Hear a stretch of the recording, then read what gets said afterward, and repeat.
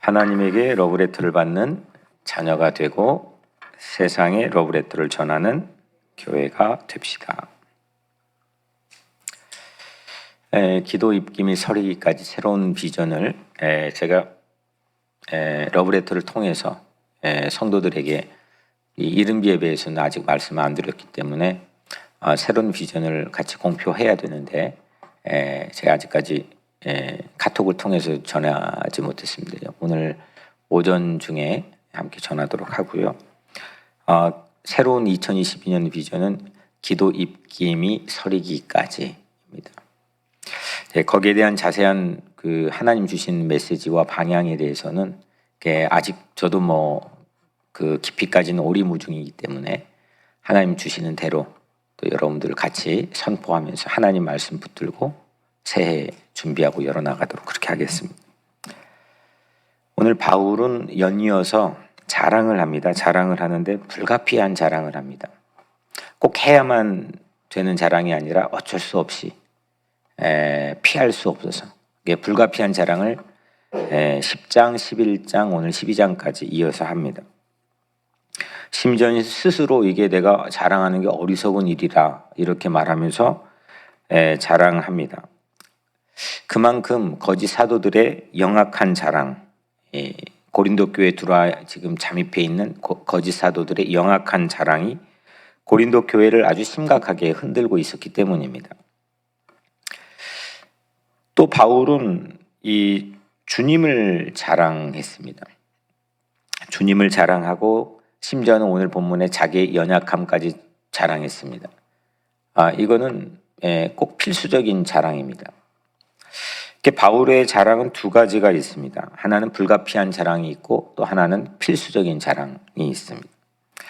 거짓 사도에 저항하고 교회를 지키려고 하는 피할 수 없는, 안 하면 좋지만 내가 이거 꼭 할 수밖에 없는 그런 불가피한 자랑이 있고, 또 주님의 능력을 자랑하고 자기의 약함을 주님의 능력을 자랑하는 통로로 사용하는 그런 필연적인 자랑, 이거 하면 할수록 좋은 자랑, 많이 하면 할수록 좋은 자랑, 이런 자랑, 두 가지 종류의 자랑을 바울은 오늘 이 본문뿐만 아니라 서신서에서도 아주 반복적으로 말씀 많이 합니다.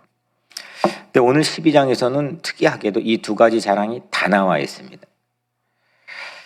불가피한 자랑은 먼저 자기 환상 체험, 다메섹에 가는 길에서 주님 만나서 주님께서 나를 불러주신 그 순간에 대한 체험에 대한 자랑입니다. 가능하면 꼭 그거 안 해도 되는데 피해도 되는 건데, 이게 내가 드러날까 봐 조심해야 되는 건데 어쩔 수 없이 하게 될 수밖에 없는 불가피한 자랑이라고 오늘 말하고 있습니다. 또 필연적 자랑은 그 육체의 자기 안에 있는 가시 속에, 육체의 가시 속에서 주님의 은혜에 대한, 그 주님의 능력에 대한, 자기의 약함에서 주님의 놀라우는 강함에 대한 그런 자랑이 필연적 자랑입니다. 이 두 가지를 오늘 같이 잠깐 우리가 살펴보려고 합니다.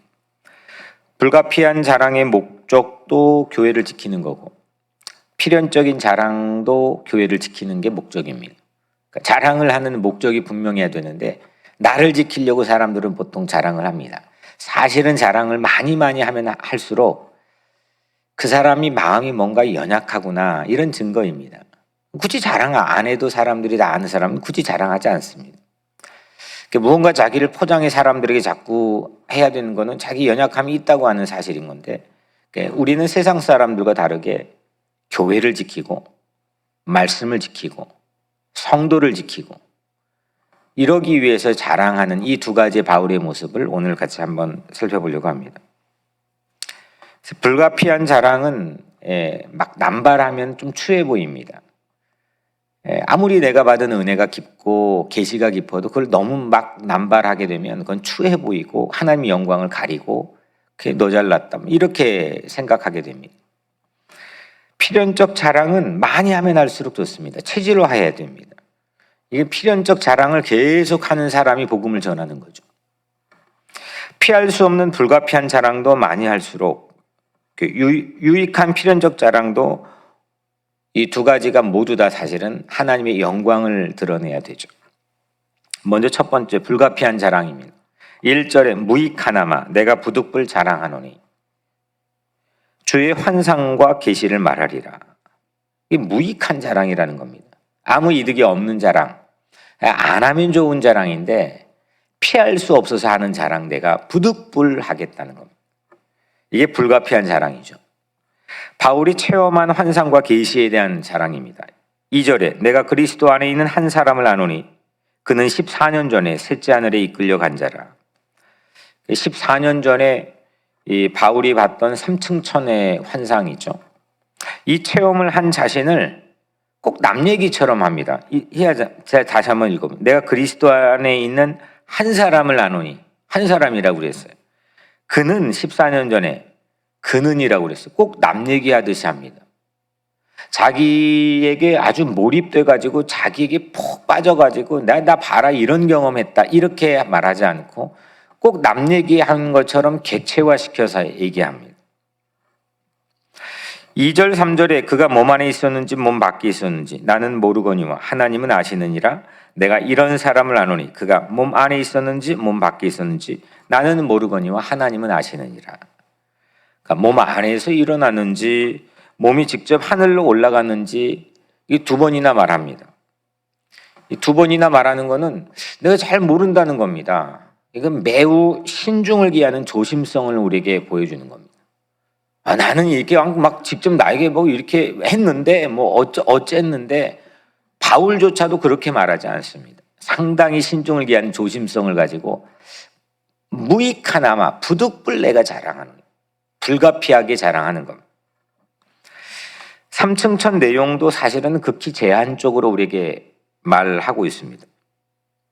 사실 이게 삼층천을 보고 온 건데 그 체험이 얼마나 놀랍겠습니까? 얼마나 신비하겠습니까? 그 놀라운 그 체험을 한 바울은 아마 이게 14편의 편지뿐만 아니라 책을 전집으로 몇 권을 써도 모자랐을 겁니다. 4절 그가 낙원으로 이끌려가서 말로 표현할 수 없는 말을 들었으니 사람이 가히 이르지 못할 말이로다. 표현할 수 없는 말을 그 삼층천 우회가 낙원에 가서 들었다는 거죠. 근데 이게 쉽게 발설해서는 안 된다는 겁니다. 이게 그렇게 가벼운 말이 아니다는 겁니다. 삼층천의 낙원은 십자가 예수와 함께 달렸던 한쪽 편에 있던 강도에게 예수님께서 해주신 말씀이죠. 나와 함께 낙원에 있으리라. 약속된 곳입니다. 요한이 봤던 계시록 2장 7절에도 이기는 그에게는 내가 하나님의 낙원에 있는 생명나무의 열매를 주어 먹게 하리라. 낙원입니다. 말로 표현할 수 없는 신비한 곳입니다. 다 알 수 없는 미스테리한 곳입니다. 그래서 그걸 신비, 미스테리라고 부릅니다. 동시에 철저한 보호가 있어야 되는 곳입니다. 지키는 곳이 있어야 되는 겁니다. 아무렇게 가볍게 이쪽 저쪽 발설하고 다니는 그런 내용의 것들이 아닙니다.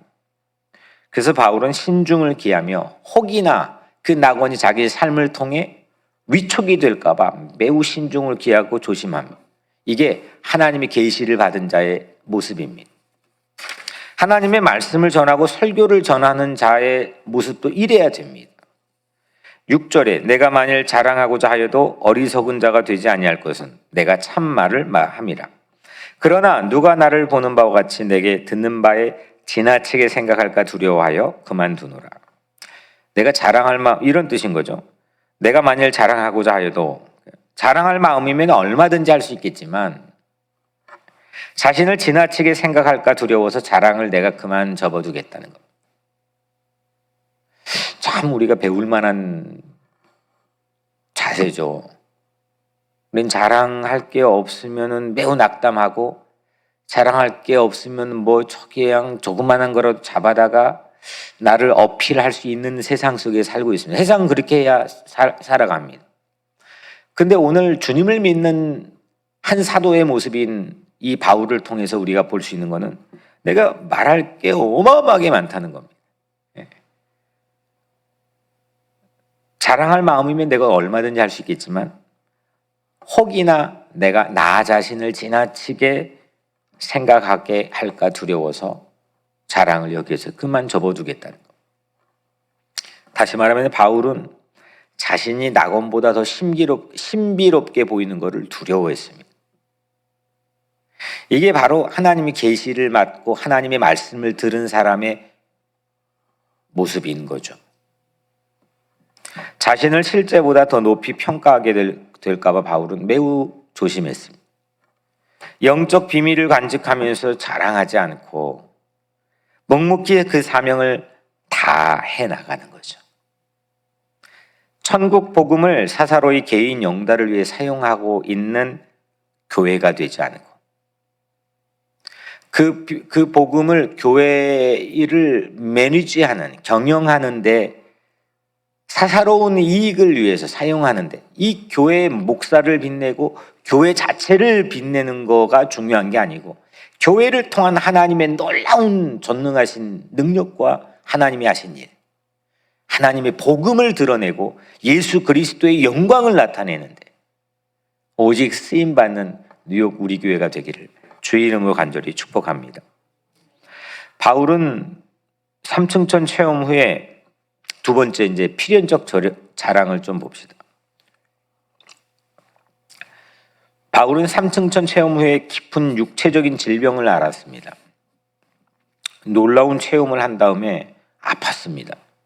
7절 여러 계시를 받은 것이 지극히 크므로 너무 자만하지 않게 하시려고 내 육체에 가시고 내 사탄의 사자를 주셨으니 이는 나를 쳐서 너무 자만하지 않게 하려 하십니다.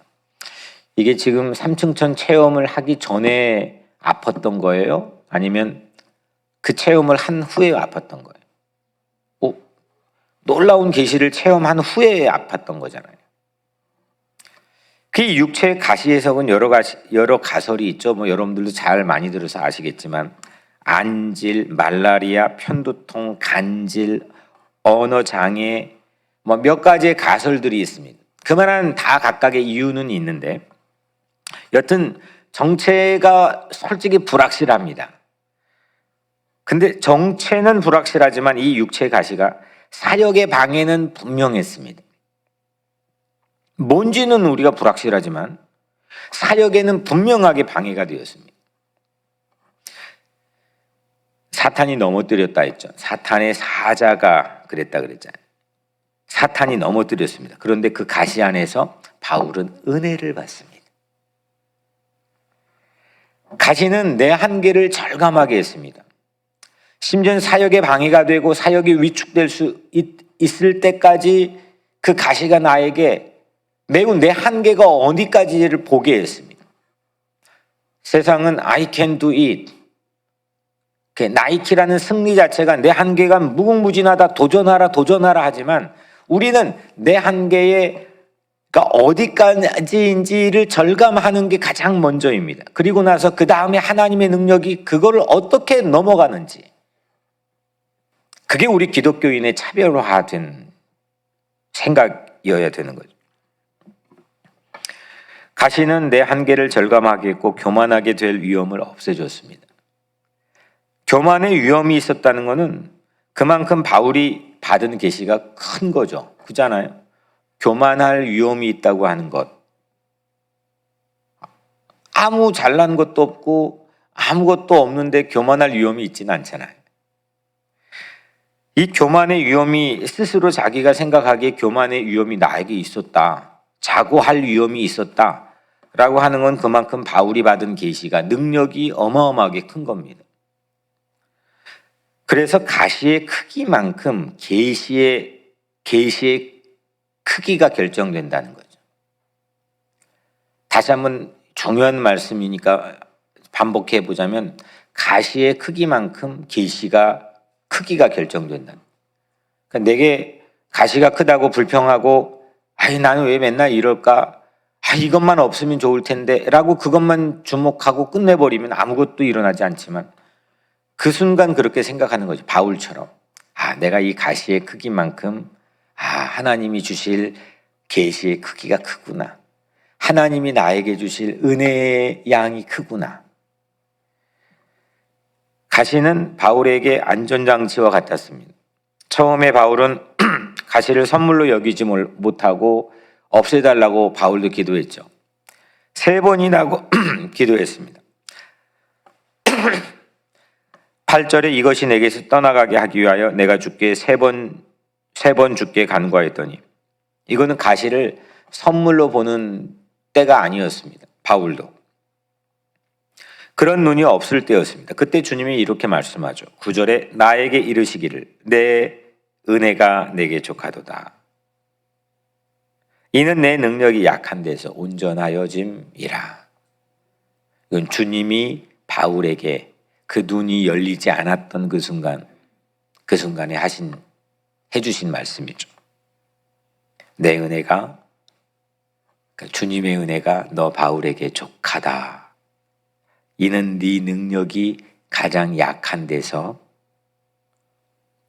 온전하여진다는 거죠.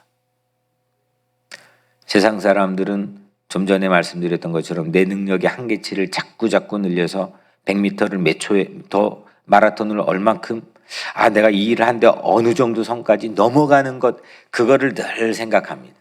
근데 우리는 그렇지 않습니다. 하나님, 나는 이제는 끝입니다. 난 능력이 여기까지입니다. 내 한계는 여기까지 봐버렸습니다. 나에겐 방법이 없습니다. 근데 주님의 능력은 놀랍습니다. 주님의 능력은 무한하십니다. 이게 바로 예수 믿는 사람들의 기도가 되어야 되겠죠. 주님의 은혜가 내게 족하다. 내 능력이 약한 데서 온전해지는 것은 내 능력은 약함 속에서 진가를 드러내기 때문입니다. 이게 바로 하나님께서 일하시는 방식입니다. 지난 주일 설교에서 말씀 나누는 것처럼 아기 예수, 아기입니다. 아기. 그건 약하다 못해 무능력입니다. 저는 사실 십자가의 은혜보다 더 상상이 안 됩니다. 하나님이 사람이 됐고 사람이 그것도 아기의 모습으로 온다? 아니, 십자가에 달려 죽으신 거는 사람들이 목격자들도 있고, 그리고 사람이 그렇게 처형당했던 당시의 흔적, 역사적 기록도 있고, 근데 이게 하나님이 사람이 됐는데 그게 아기로 오셨다는 것, 이게 정말 그럴 수 있는 거야? 그렇다면 어떤 뜻인 거야? 지난주에 나눈 것처럼 유로집이 바보라는 거죠. 이게 도스토옙스키나 톨스토이가 말하고자 했던 그 예수가 이 땅에 오신 모습은 유로집이었다는 겁니다. 바보였다는 겁니다. 그 이사야 53장에 고난받는 종에 대한 메시아 예언이 바로 그 말씀이지 않겠습니까? 능력이 가장 약함 속에서 하나님께서 일하시는 방식을 우리는 볼 수 있다는 겁니다. 화려하고 크고 세상적으로 모든 게 성공하고 이런 데서 하나님께서 일하시는 방식이 아니라 가장 약한 곳에서, 내 안에 가장 약한 삶의 순간에서 하나님께서는 일하신다는 것.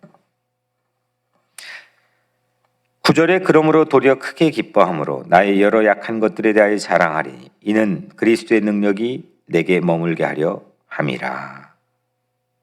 이 말씀을 듣고부터 바울은 좀 전에 9절 말씀 듣고 나서부터 바울의 이 약함 앞에서 크게 기뻐했다는 겁니다. 그리고 바울은 약함을 자랑하게 되었습니다.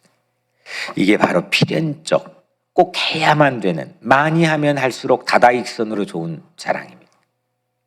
예수 믿는 사람들은 이 자랑해야죠. 나는 약한데 그게 나에겐 너무 큰 은혜야. 나에겐 자랑이야. 왜냐?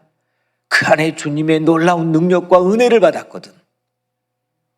이게 필연적 자랑입니다. 그냥 나는 뭘 잘하고 그거 하다가 시기하고 질투하고 그거 이겨먹으려고 그거 막 하고 그 세상에서 보여지는 모습이 교회에서 나타나는 게 아니라 나는 약하고 부족하고, 그것도 또 교만을 가장한 겸손이 되면 안 됩니다. 사람들이 못했는데 진짜 못한다고 하면 화내요. 목회하다가 보면 그런 순간이 참 많이 있습니다. 이 교만을 가장한 겸손이 사실은 더 무서운 거예요. 진짜 겸손한 마음으로 난 정말 못하고 난 정말 약하고 내 한계는 여기까지고, 제가 부끄러운 거죠. 나 노래 못한다고 설교 시간에도 얘기하잖아요. 그 안에서 내가 하나님을 향한 찬양하는 열심은 그 누구도 범접하지 못하는 거예요. 여기를 노래하고 리듬 맞추려고 우리가 왔습니까? 나의 약함을 주님의 능력과 전능을 나타내는 길로 만드는 거예요. 이게 바로 필연적 자랑인 거예요. 이건 우리는 많이 해야 된다.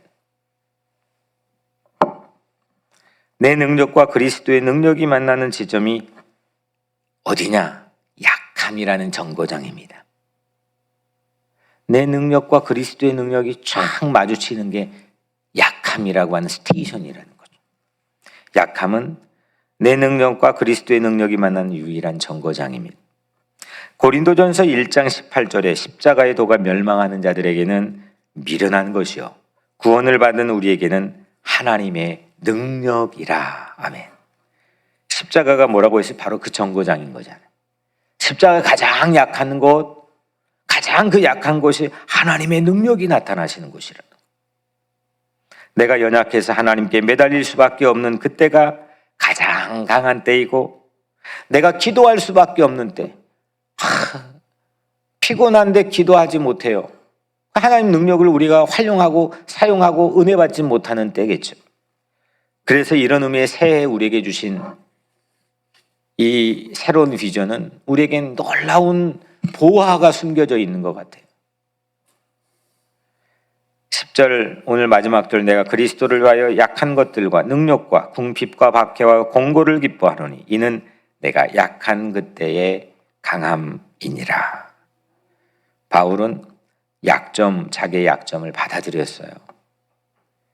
모욕, 재난, 적대행위, 불운의 약점들, 이런 걸 전부 다 받아들였어요. 그리고 기뻐했어요.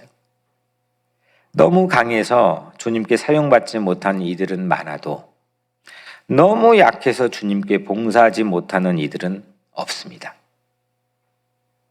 다시 말씀드리면 너무 강해서 너무 뛰어나서 주님께 쓰임받지 못한 이들은 사울 왕처럼 아주 많이 있을지라도 너무 약하고 너무 찌질이 못나고 그래서 주님께 봉사하지 못한 이는 없습니다. 우리의 자녀들도 보십시오. 약한 자가 주님 곁에 있습니다. 뛰어나고 좋은 직장 다니고 이런 사람들, 이런 자녀들은 주님께 오는 길이 그만큼 먼 거예요. 불가피한 자랑에 신중합시다. 할 수밖에 없는 부득불 무익하지만 할 수밖에 없는 때라면 조심하게, 신중하게, 겸손하게 오직 주님의 영광을 생각하며 합시다. 필연적 자랑은 마구마구 우리 삶에서 내 약점을 통해서 주님의 전능하심을 자랑하는 것은 늘 언제나 어느 틈을 통해서나 우리가 할 수 있는 그런 삶이 되기를 주의 이름으로 간절히 축복합니다. 우리 같이 기도하고 하루 시작하시는데 오늘 말씀 붙들고 기도하시고 제가 한 가지 기도를 부탁드리면 드는 거는 우리 교인은 아니지만 뉴저지에 사는 한 생후 9개월 된 아기입니다. 이름이 장리안입니다. 장리안. 근데 이 장리안 아기가 저에게 기도 부탁을 해왔어요. 그 가정에서. 지금 웨스트 신드롬이라고 하는 것과 뇌수막염으로 경련 발작이 일어나가지고 응급실 왔다 갔다 하는데 지금 시력도 없어져 있고 지체장애 위험이 심각하고 이런 상태입니다. 그래서 이 아이의 가정을 통해서 서진 앵커의 비전이 이루어지게 해주시고 또 이 아이를 완벽하게 주님이 치유하여 이렇게 세워주시고 여러분들 꼭 기도 오늘 이 새벽에 해주시면 고맙겠습니다. 제가 기도하겠습니다. 은혜로우신 아버지 하나님, 오늘 주님께서 우리에게 주님의 뜻, 주님의 메시지를 듣게 했습니다. 함께 나누겠습니다. 이 말씀 붙들고 우리가 함께 기도하게 하여 주옵소서. 특별히 이 시간 장리안 생후 9개월 된 정말 연약한 그 유로지비와 같은 그 아기를 위하여 기도합니다. 하나님, 그의 시력을 주님의 피 묻은 손으로 만져 치료해 주시고 그의 발작이 일어나는 모든 몸 안에 있는 기관과 신진대사들을 주님께서 명령하여 악한 영이 떠나게 도와주시고 웨스트 신드롬과 뇌수막염이 기적같이 고쳐지게 하여 주옵소서. 하나님 나라의 서진 앵커로 주님 그를 잘하게 도와주시고 그 가정을 쓰임받게 하여 주옵소서. 하나님 이 시간 모든 성도들 오늘 하루를 축복합니다. 저들이 걸어가는 모든 길 위에 필연적 자랑들이 늘 샘솟 뜻이 일어나게 하셔서 바울이 기뻐했던 것처럼 우리의 삶도 기쁨으로 채워지게 하여 주시옵소서. 예수 그리스도의 이름으로 간절히 기도드리옵나이다.